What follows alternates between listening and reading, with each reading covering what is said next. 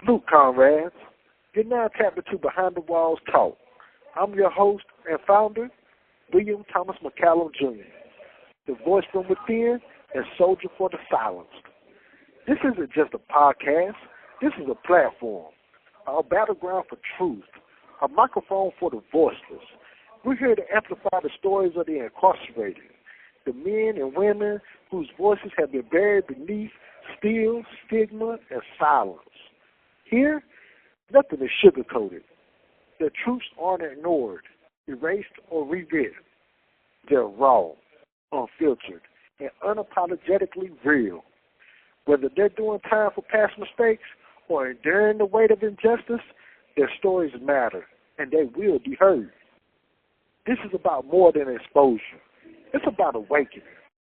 We exist to spark dialogue, ignite reform, and demand liberation. We're not begging for sympathy. We're building a movement. So stay tapped in, stay locked in. This is Behind the Walls Talk. Welcome to the revolution. This interview is more than just questions. It's a platform for truth, growth, and humanity. Every story we hear behind these walls is a story the outside world needs to understand. So to our guest today, thank you in advance for being open, honest, and courageous. This is your space. This call is from a North Carolina correctional facility. Your voice matters here. Let's begin. What's your name, your opus number, and where are you from? My name is Dominaque Thorpe, 04078883. I was born and raised in New York. What were you convicted of, and how much time did they sentence you to? I was convicted of murder, and they gave me life plus 30. How long have you been incarcerated? 13 and a half years. How old were you when you came into the system, and what were you feeling at that time? Say that one more time. So how old were you when you came into the system, and what were you feeling at that time? Okay, I was 40 years old, and I was in Roxborough, North Carolina.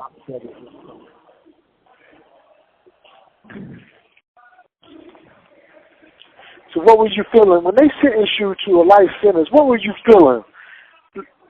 Now, what were the experiences, what were the feelings that ran through you? Man, it was like whole life was over because they gave me a sentence for something that I didn't do, and I couldn't believe it.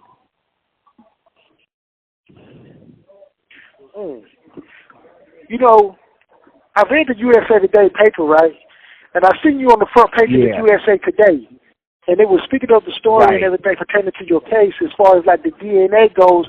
They say that the DNA came back negative, but the judge is still trying to find it unfavorable. That's right. When they said that, go ahead, Will. Go ahead. No, you go ahead, my brother.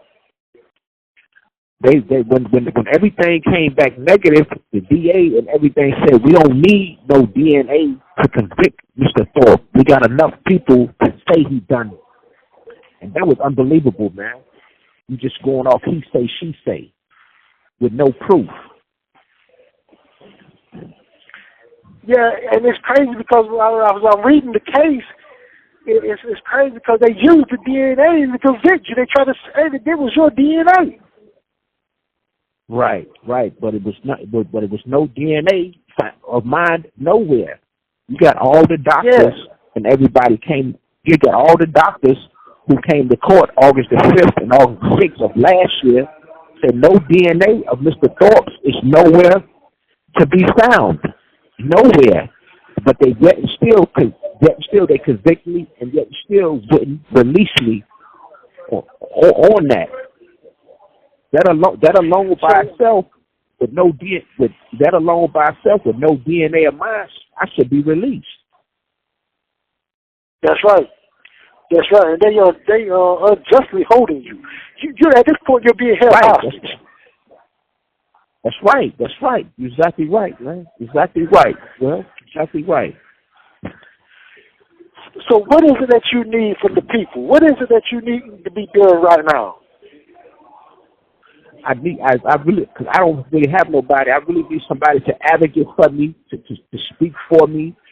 You know what I mean? To say that while y'all constantly holding this individual when it's nothing on him, but he say, she say. You've done all the DNA. You've done all the DNA that you can possibly do or need, and everything came back negative against me. You got all the doctors and everything said nothing is on Mr. Thorpe. So why are y'all still holding me? Why are y'all still holding this young man? You know what I mean? Why are y'all still holding this man? For something that he didn't do. You saying you going off he say, she say when the proof is right here in front of you. That's exactly right. That's exactly right, my brother. And us from Behind the Wall Talk, we're going to make sure that we advocate for you. We're going to make sure that we put your story out there, and we're going to definitely make sure that you're heard. That's our whole mission statement. That's our whole objective. I surely appreciate it. Yeah, I surely appreciate that. This call is from a North Carolina correctional facility. That's a blessing right there. All right, I'm going to ask you some more questions so therefore, society can understand you for who you are. Do you have any children? Okay. Do I have any children? Yeah. No children. No children? Okay, well, tell us about your childhood. What experiences, traumas, or conditions that shaped your path? Nah, I had a good childhood, man. I had a wonderful childhood. I grew up into the sports, but my main sport activity was boxing. I used to box. I grew up boxing. Yeah. You know, and as a kid, I traveled a lot because I had different fights in different cities. You know what I mean? Yeah. And I went all the way to Golden Gloves. My record was 17-1. But after yeah, my record was 17-1. Yeah. Okay. So my next question was going to ask you, this call is from a North Carolina correctional facility. Yeah. What's your next question? My next question was going to be, what did you want to be growing up? But it's pretty obviously that you wanted to be a boxer. Yeah, that's what I wanted to be. Or did you have anything else you wanted to be?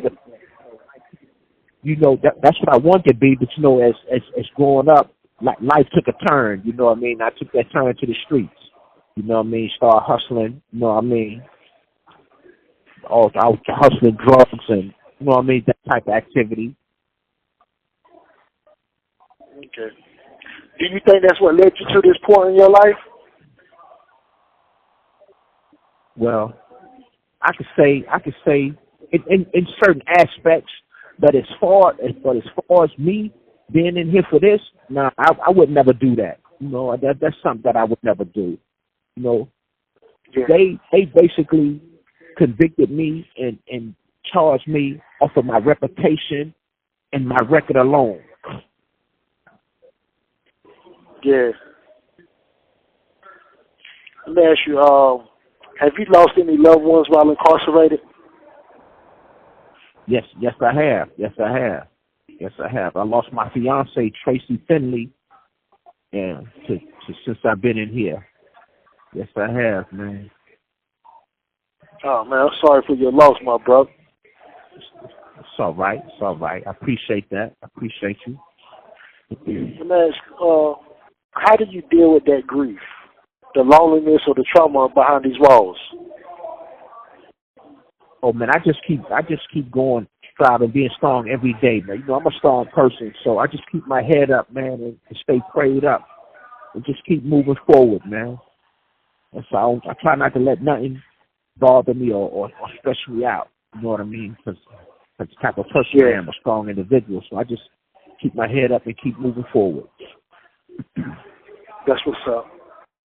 So what has your prison experience been like?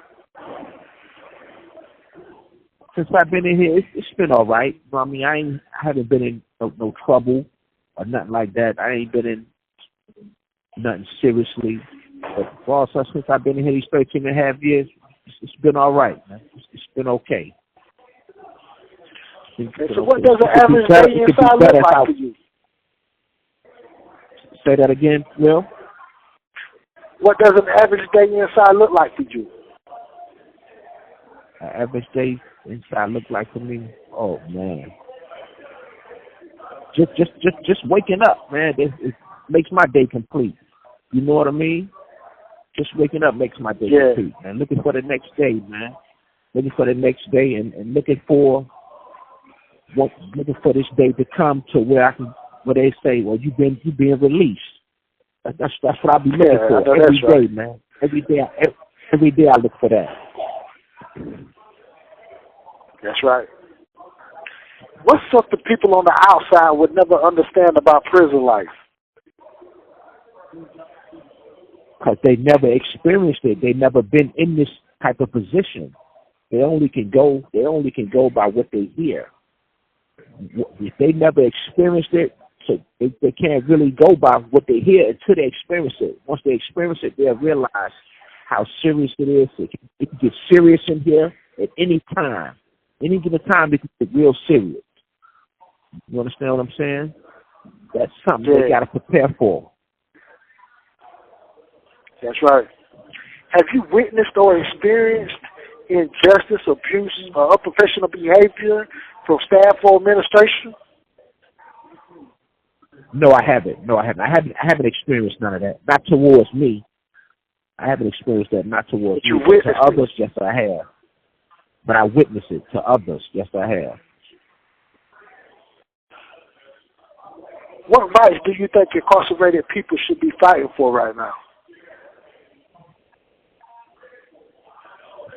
Justice on how we're being treated in here, on how we're being treated, as far as all the little petty rules that they have, that they constantly come up with. You know what I mean? It's always can be a change in here, man, because we grown men. You have 60 seconds remaining. They still treat us like we little kids. Yeah, they definitely do that. Yeah, that's right. Hey, my brother. Right, man. Hey, my brother, if you yes, will, sir. would you hang out and call right back? Behind the Walls yes, Talk. I will. I sure will. Behind the Walls Talk, continue with my brother and comrade, Mr. Dominque Thorpe. Hey, Mr. Thorpe. All right. If you had a chance to speak to lawmakers, if you had a chance to speak to lawmakers or the public, what would you want them to hear? Oh, that's a good question. What I want them here? What I would want to them here is, why do they charge and convict people with no evidence, and they convict them off he say, she say? That shouldn't hold no weight. That's one of the main reasons, because you got several people that's in here that's innocent, all over North Carolina, all over the world, that's innocent. But yet, and still, you convict them off he say, she say. That's right. They say they got these detectives. They say they got these resources as far as like testing DNA and all this and the third, but they're not using that. They're not using none of that. The detectives are not doing their job. They're allowing people in the streets to do their job for them and going off of whatever it is that they say just to get a conviction. That's right, man. That's right. Just to get a conviction, man. You using uncircumstantial evidence, man. That's right, man. That's right. Paying people and coerce people to get on the stand and testify against you. This call is from a North Carolina correctional facility. That's what I went through. They paid people to get on the stand and coerce people to testify. This call is from a North Carolina correctional facility. Just to get a conviction. That's right. Unbelievable. That's exactly what they do. The detectives are so crooked. Yeah. They're so crooked and corrupt. Yeah. They're not doing their job. That's right, man.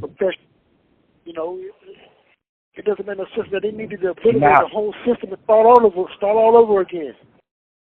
Start all over again. They stop using the street to help them convict people, help them solve crimes. That's right, man. You're exactly right.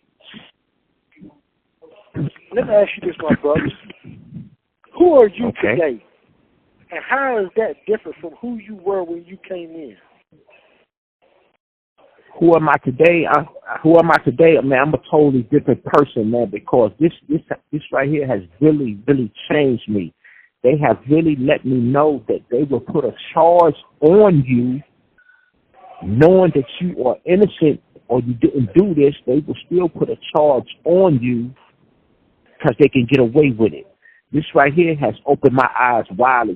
This right here has really changed me, man, for a better outlook on life. Yeah. And, you know, and I definitely understand that eye-opener that you had, because I have that same eye-opener myself within my case.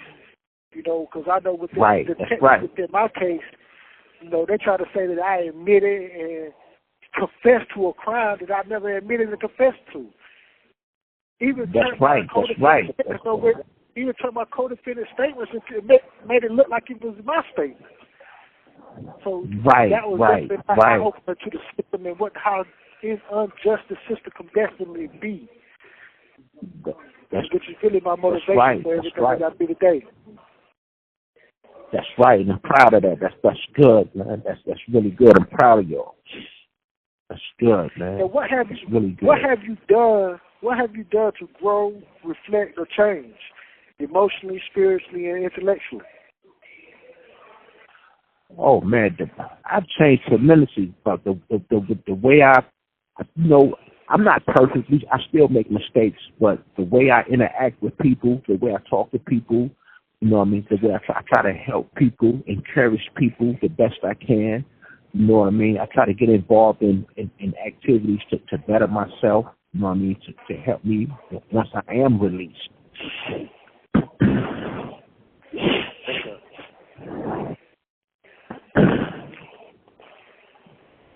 Let me ask you this. All right. What would you say to young people who are being misled or turning to crime because of trauma, poverty, or pressure? Oh man, that's what would I say? So I would say, sit there and try to sit down and talk to them and tell them, listen, the road that y'all are taking, the road that y'all are going, it's only going to lead to two ways: penitentiary or the grave.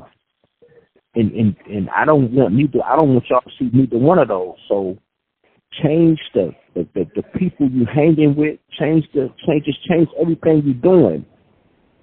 You have a better outlook on your path that you choose. You know, they only in control of your own destiny. You understand what I'm saying? So by them going in the directions that they're going in, as far as throwing rocks at the penitentiary, it's something that's not cool, because you lose your freedom, you lose your family, you lose everything, and you got to listen to what officers and everybody else tell you in here. So change the way you look at life, and for the positive, not the negative. Choose the positive out on life, and leave the trouble and whatever you interacting with out there in the world, leave that alone, because it's only going to lead you two places: penitentiary for life or the grave. If you could talk to your younger self, what would you say? Oh man, to my younger self, I wished I had continued the life that I chose as far as boxing. I wish I had stayed on that path and not follow the path of my friends, or want to be this drug dealer, want to be that drug dealer. So I should have just continued the right path that I was going down, and that was boxing, because I had a better outlook. It felt like my life was on that right path. That's what I would tell my younger self, man. What does a second chance in society mean to you? Oh, it means a lot to me, man. It means a lot, because I know when I do get out, I know the path that I'm going to take, and that's the righteous path. Leave all the negativity alone, change change my friends. You know what I mean? If I ain't with no friends, if I ain't with family, I'm by myself, working or trying to better my life. That's right. Man, if you were released tomorrow. This call is from a North Carolina correctional facility. What's the first thing you would, if you were released tomorrow, what's the first thing you would? This call is from a North Carolina correctional facility. The first thing I would do is, man, go see my mother, man. She's all I got. My mother's 75 years old. I would go see my mother and hug my mother, man. That's the first thing. That's what's up, man. Hey, what are your hopes, goals, or dreams for when you return home? Oh, man. My hopes is to try to help people. First, I got to help myself. And once I help myself, I want to try to help people. You know what I mean? That's something I want to do, is sit down and talk to young kids who's out there doing in the streets, getting in trouble. That's something I want to do. I want to help younger kids. Try to be a voice to the young generation. Try to have a story to tell. Yeah, try to inspire them, because it's something different than the road you're taking. Yeah, because you definitely have a story to tell, you know. Mm-hmm. So the thing about it is, man, you can be just out there in the streets, you're at the wrong place at the wrong time, and just by being there, right, you can get charged with a crime and convicted of a crime that you never even had anything to do with. Never even had nothing to do with it. And that's part of my situation, man. The wrong place, the wrong time, man. See, that's what a lot of these kids don't know. A lot of these kids, that's the injustices of the system. And that's what could possibly happen with them. They're not really having to commit a crime, but they're thinking in their minds, I would never do that. But still, by you just saying that you would never do that, that doesn't mean that you won't get charged and convicted with that. That's right. Just by being in that wrong place. That's right. Exactly right. Exactly right. So what do you want people to remember about you? Oh man, I want people to remember about me that Dominaque Thorpe was a good individual. He's a good person. He would help you. You know, if you was in need, he would give it to you.